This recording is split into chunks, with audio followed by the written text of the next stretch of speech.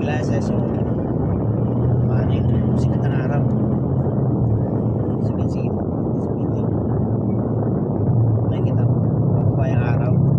It's 5:30. Sunset ng araw. So ito nakakasilaw siya. Wala akong salamin.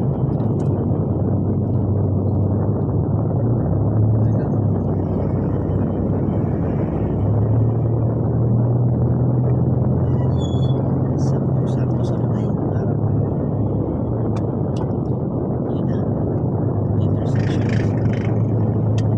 Minsan ba't ako dumaan dito sa masikat na daan dito? It's much better kaysa dumaan din sa Taytay na napakahaba ng biyahe.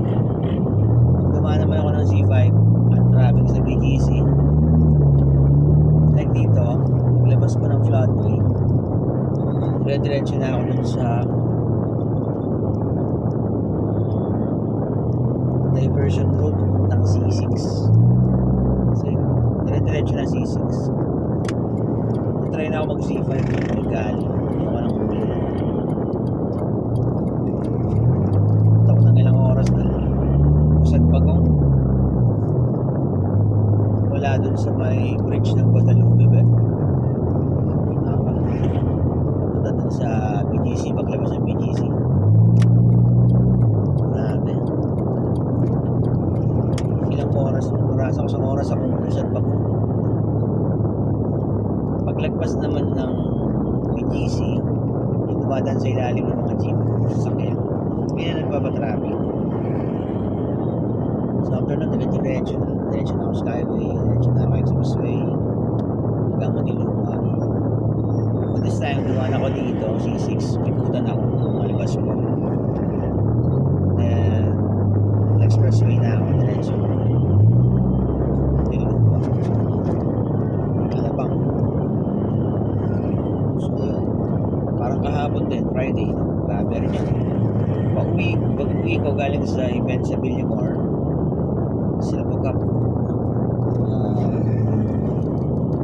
Grabe yung papuntang Manila. So, ang traffic. Yung service road din, napaka-traffic. Hindi lang itong expressway. Dire-diretso, hanggang south. So, piniyarap ko yung comfort. Nagtipid ako ng halagang 120 plus para dun sa itipid ko nila. Pero yung traffic, stress, pagod. So yun, flex ko lang. After nito, may gagawin pa akong plan.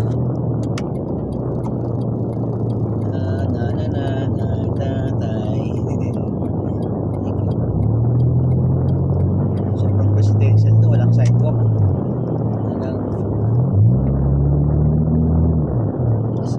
Dito sa Kaita, binaba daw dito. It's true.